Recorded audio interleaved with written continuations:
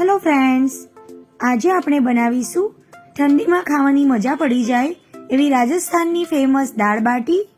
તો આજે આપણે બાટીને કોઈ પણ જાતના ઓવન, તંદૂર કે બાટીના સ્પેશિયલ કુકર વગર ઘરમાં જ રહેલા અપ્પમ પેનમાં બનાવીશું. અને આ એકદમ ક્રિસ્પી અને ટેસ્ટી બાટી સાથે ખાવાની મજા પડી જાય એવી સુપર ટેસ્ટી ગરમા ગરમ દાળ પણ બનાવીશું. તો એકવાર ચોક્કસથી ટ્રાય કરવા જેવી આ દાળ બાટી ઘરમાં નાના બાળકોથી માંડીને મોટા સુધી બધાને બહુ જ ભાવશે. તો હું છું નિરાલી અને નિરાલીસ કિચનમાં તમારું સ્વાગત છે. તો ચાલો રેસીપી શરૂ કરીએ. તો સૌથી પહેલા દાળ બાટી માટેની એકદમ ટેસ્ટી દાળ બનાવવા માટે આપણે અડધો કપ તુવેરની દાળ લઈશું. એમાં 1/4 કપ જેટલી મસૂરની દાળ ઉમેરીશું. સાથે જ 1/4 કપ જેટલી મેં મગની લીલી છોળાવાળી દાળ લીધી છે. અહીંયા તમે મગની પીળી દાળ પણ લઈ શકો છો. 1/4 કપ જેટલી અડદની દાળ લીધી છે. સાથે જ 1/4 કપ જેટલી ચણાની દાળ પણ લઈ લઈશું. હવે આ બધી જ દાળને આપણે સારી રીતે પહેલા મિક્સ કરી લેવાની છે. અને હવે દાળ બરાબર મિક્સ થઈ જાય એટલે પાણીથી સારી રીતે ધોઈ લઈશું. તો હાથથી મસળીને 2 થી 3 વાર પાણી બદલીને દાળને સારી રીતે ધોઈ લેવાની છે. મેં અહીં અત્યારે 5 દાળનો ઉપયોગ કર્યો છે, પણ જો તમારી પાસે કોઈ એકાદ દાળ ના હોય તો પણ આ દાળ બનાવી શકાય છે. આ દાળને તમે પંચમેળ દાળ પણ કહી શકો. હવે આ પાણીને આપણે કાઢી લઈશું અને ફરી 2 થી 3 વાર સારી રીતે ધોઈ લઈશું. હવે આ દાળને આપણે હુંફાળા ગરમ પાણીમાં અડધા કલાક માટે પલાળી રાખવાની છે. મેં જે મેઝરમેન્ટ બતાવ્યું છે એમાંથી તમે 4 થી 5 વ્યક્તિ માટે દાળ બાટી બનાવી શકશો. હવે આપણી દાળ પલળે છે ને ત્યાં સુધીમાં બાટી માટેનો લોટ તૈયાર કરી લઈએ. તો એના માટે મેં અત્યારે ઘઉંનો રેગ્યુલર રોટલી માટેનો જે લોટ આવે છે એ 1.5 કપ ભરીને લીધો છે. એમાં અડધો કપ જેટલો સોજી ઉમેરી લઈશું. હવે બાટી પચવામાં એકદમ હળવી રહે એના માટે 1/2 ટીસ્પૂન જેટલા અજમાને આ રીતે હાથથી ક્રશ કરીને ઉમેરી લઈશું. ત્યારબાદ એમાં 1/2 ટીસ્પૂન જેટલું મીઠું અને 2 પિંચ જેટલો હળદર પાવડર ઉમેરી લઈશું. હવે આપણે એમાં 1/2 ટીસ્પૂન જેટલી દળેલી ખાંડ અને 1 પિંચ જેટલો કુકિંગ સોડા ઉમેરી દઈશું. હવે મોણ માટે 3 ટેબલસ્પૂન જેટલું પીગળેલું ઘી ઉમેરી લોટને બરાબર મસાલા સાથે મિક્સ કરી દઈશું અને બાટી માટેનો લોટ બાંધી લઈશું. અહીં આપણે બાટીના લોટમાં મુઠ્ઠી વડે એટલું મોણ ઉમેરવાનું છે. તો મુઠ્ઠી વાળીને આપણે ચેક કરી લઈએ. તો તમે જોઈ શકો છો સહેજ જ પ્રેસ કરતામાં લોટ એકદમ તરત જ છૂટો પડી જાય છે. મીન્સ કે લોટમાં હજુ થોડા મોણની જરૂર છે. તો 2 ટેબલસ્પૂન જેટલું બીજું મેં ઘી ઉમેર્યું. ફરી એકવાર લોટમાં સારી રીતે મોણને મિક્સ કરી લઈએ. લોટના દરેક કણમાં ઘી એકદમ સારી રીતે મિક્સ થઈ જાય એ રીતે લોટને આ રીતે હાથથી મસળીને મિક્સ કરી લઈશું. હવે તમે જોઈ શકો છો કે મુઠ્ઠી એકદમ સરસ ટાઈટ વળી છે અને આ રીતે પ્રેસ કરતામાં તરત જ લોટ છૂટો નથી પડી જતો. તો પરફેક્ટ મોણ લોટમાં આવી ગયું છે. હવે આપણે લોટમાં થોડું થોડું પાણી ઉમેરતા જઈશું અને ભાખરી જેવો કઠણ લોટ બાંધી લઈશું. આ લોટ બાંધવા માટે આપણે હલકા ગરમ પાણીનો ઉપયોગ કરીશું. એક સાથે પાણી ના ઉમેરી દેતા આ રીતે થોડું થોડું પાણી ઉમેરીશું. તો અહીંયા તમે જોઈ શકો છો બાટી માટેનો લોટ મેં અત્યારે તૈયાર કરી લીધો છે. તો અહીં તમે જોઈ શકો છો બહુ ઢીલો પણ નહીં અને બહુ કઠણ નહીં. આપણે ભાખરી માટેનો જે લોટ બાંધીએ છીએ સેમ એવી જ રીતનો લોટ મેં બાંધીને તૈયાર કર્યો છે. હવે આપણે આ લોટને ઢાંકીને 10 થી 15 મિનિટ માટે રેસ્ટ આપી દઈશું. બીજી બાજુ આપણે દાળ પણ સરસ પલળી ગઈ છે. તમે જોઈ શકો છો દાળ ફૂલીને સાઈઝમાં ડબલ થઈ ગઈ છે. તો હવે આપણે દાળને બાફવા માટે એક પ્રેશર કુકરમાં બધી દાળ ઉમેરી લઈશું. હવે એમાં 2 પિંચ જેટલો હળદર પાવડર, સાથે દાળ કુકરમાંથી ઉભરાઈને બહાર ના આવે એના માટે 1 ટેબલસ્પૂન જેટલું તેલ, સાથે જ 1/2 ટીસ્પૂન જેટલું મીઠું પણ મેં ઉમેર્યું છે. પણ એ વખતે કેમેરો બંધ થઈ ગયો હોવાથી કેમેરામાં નથી આવ્યું. સાથે જ આપણે દાળ ડૂબે અને ઉપર 1 ઇંચ જેટલું પાણી રહે એટલું પાણી ઉમેરી બરાબર મિક્સ કરી દઈશું. તો દાળની ઉપર 1 ઇંચ જેટલું પાણી રાખી પ્રેશર કુકરનું ઢાંકણ બંધ કરી દઈશું અને વિસલ લગાવી ગેસની મીડિયમ ફ્લેમ પર 4 થી 5 વિસલ કરી લઈશું. હવે આપણી દાળ બફાય છે ને ત્યાં સુધી આપણે બાટી તૈયાર કરી લઈએ. તો લોટમાં આપણે સોજી ઉમેર્યો હોવાથી સોજીએ પાણી એબ્ઝોર્બ કર્યું છે અને લોટ થોડો કઠણ થઈ ગયો છે. તો 2 થી 3 ટેબલસ્પૂન જેટલું પાણી ઉમેરી લોટને આપણે ફરી એકવાર સારી રીતે મસળી લઈશું અને બાટી બનાવવા માટેનો પરફેક્ટ બનાવી દઈશું.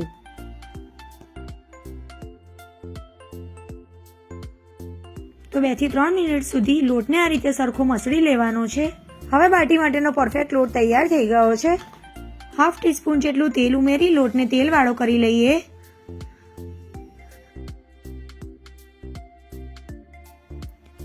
હવે લોટ આ રીતે એકદમ સરસ તેલવાળો થઈ જાય એટલે આપણે બાટીને વાળવા માટે લુવા તૈયાર કરી લઈશું. તો હાથમાં થોડો લોટ લઈ અને બાટીને અંદર સુધી પ્રોપર કૂક થાય એના માટે પહેલાં લોટને આ રીતે બંને હાથથી મસળી લઈશું. હવે લોટને આ રીતે આંગળી અને અંગૂઠાથી પોળો કરી લઈશું અને નીચેની સાઈડ વાળતા જઈશું અને ત્યાર પછી જે ખુલ્લી બાજુ છે એને જોઈન્ટ કરતા જઈશું. બાટીમાં આપણે કશું સ્ટફિંગ નથી ભરવાનું, પણ આ રીતે કરવાથી બાટી પ્રોપર અંદર સુધી કૂક થશે. હવે આપણે આ બાટીને રાઉન્ડ શેપ આપી દઈશું. અપ્પમ પેનના ખાનામાં સમાય એ રીતની તમારે એટલી સાઈઝની બાટી બનાવીને તૈયાર કરી લેવાની. તો અત્યારે એક બાટી મેં તૈયાર કરી લીધી છે. હું તમને બીજી બાટી પણ તૈયાર કરીને બતાવું. અહીં જો તમારે મોટી સાઈઝની બાટી બનાવવી હોય તો પણ બનાવી શકાય, પણ અત્યારે આપણે બાટીને અપ્પમ પેનમાં બનાવવાના છીએ. તો એના માટે અત્યારે અપ્પમ પેનમાં ખાનામાં સમાય એ પ્રમાણેના લુવા લઈ અને હું એ સાઈઝની જ બાટી બનાવું છું. તો પહેલાં આપણે લોટને નીચેની તરફ વાડકી જેવું વાળી અને ત્યાર પછી કિનારીઓ જોઈન કરી અને બાટી જેવો રાઉન્ડ શેપ આપી બાટી તૈયાર કરી લઈશું. અને સેમ આ જ રીતે મેં બધી જ બાટી તૈયાર કરી લીધી છે. હવે આ બાટી અંદર સુધી પ્રોપર કૂક થાય એના માટે ચપ્પુથી આ રીતે નિશાન લગાવી દઈશું. તો સેમ આ જ રીતે મેં બધી બાટીને નિશાન લગાવી દીધા છે. હવે અપ્પમ પેનમાં બાટી બનાવવા માટે ગેસની મીડિયમ ફ્લેમ પર પેનના દરેક ખાનામાં 1-1 ટીપા જેટલું ઘી મૂકી દઈશું. બ્રશની મદદથી ઘીને બધી બાજુ ફેલાવી દઈશું અને તૈયાર કરેલી બાટીને 1 બાય 1 ગોઠવી દઈશું. તો તમે જોઈ શકો છો બાટીને પરફેક્ટ સાઈઝની બનાવી હોવાથી દરેક ખાનામાં પરફેક્ટ બેસી ગઈ છે. હવે ઢાંકણ ઢાંકી અને 5 મિનિટ માટે થવા દઈશું. હવે ઢાંકણ ખોલીને એકવાર જોઈ લઈએ. તમે જોઈ શકો છો નીચેથી સરસ ગોલ્ડન કલર આવ્યો છે. બાટીને આપણે આ રીતે પલટાવતા રહેવાનું છે જેથી બધી બાજુથી એક સરખી શેકાય. આ રીતે અપ્પમ પેનમાં બાટી બનાવવાથી બાટી જલ્દી કૂક થાય છે.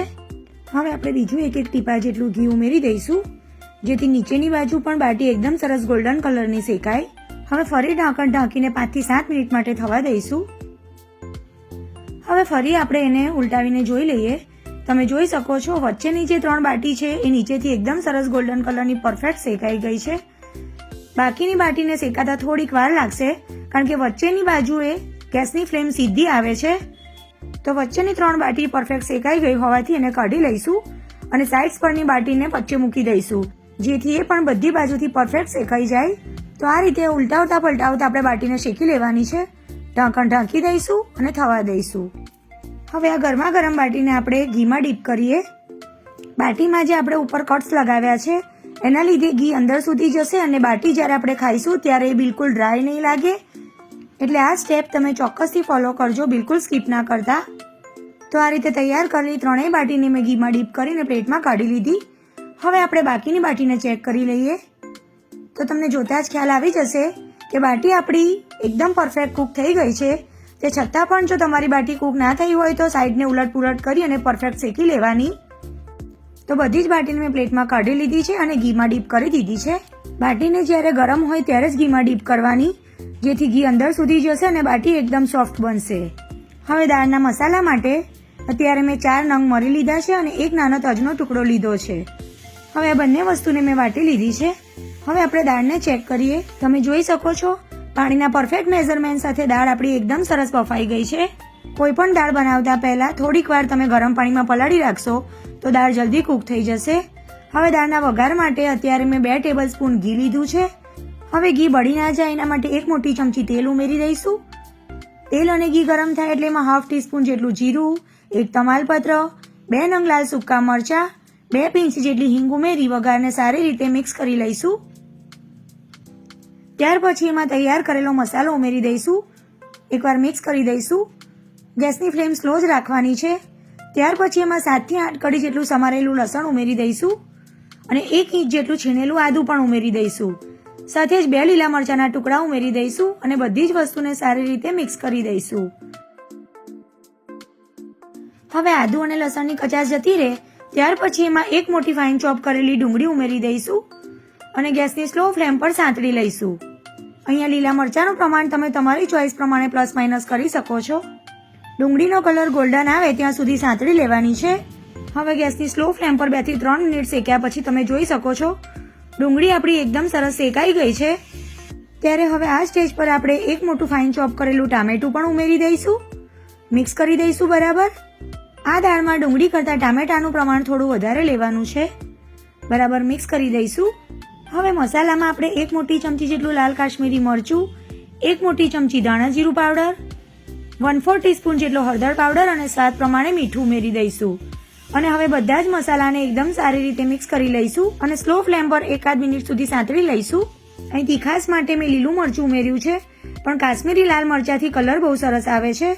હવે મસાલા બળી ના જાય એના માટે આપણે 3 ટેબલસ્પૂન જેટલું પાણી ઉમેરી બરાબર મિક્સ કરી લઈએ.